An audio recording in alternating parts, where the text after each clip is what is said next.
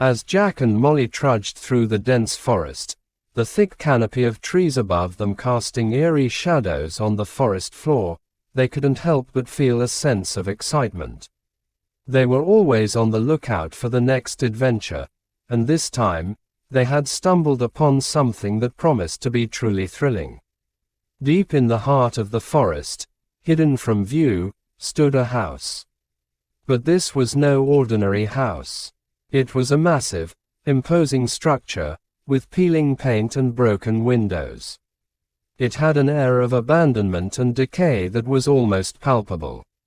And yet, despite the obvious signs of neglect, there was something about the house that drew them in. As they approached, they could feel a cold wind whispering through the trees, and the air seemed to grow thick with foreboding. They exchanged a glance, but neither spoke.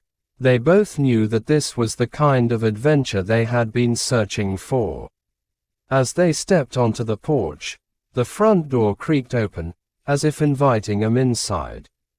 They hesitated for a moment, but the allure of the unknown was too strong to resist. Once inside, they found themselves in a grand foyer, with a sweeping staircase that led to the upper floors. The air was musty and stale, and cobwebs hung from the ceiling. But despite the decay, there was something majestic about the house, something that spoke of a time when it had been alive with activity and laughter. As they explored the ground floor, they came across a series of rooms, each more decrepit than the last. But as they made their way to the back of the house, they discovered a door that was locked.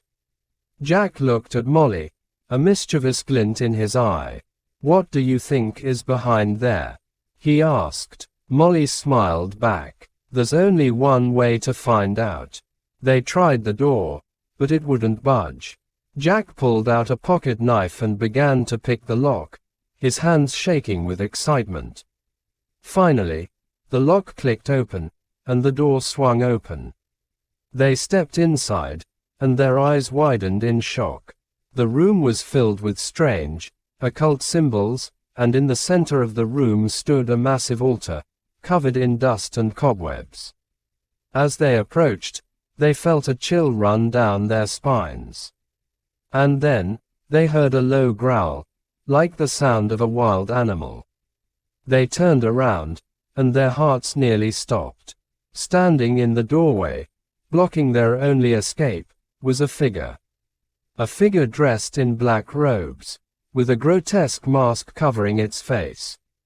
And as the figure stepped forward, Jack and Molly realized, with a sense of terror, that they were not alone in the abandoned house. But who, or what, was the figure in the mask? And why had it chosen to reveal itself now?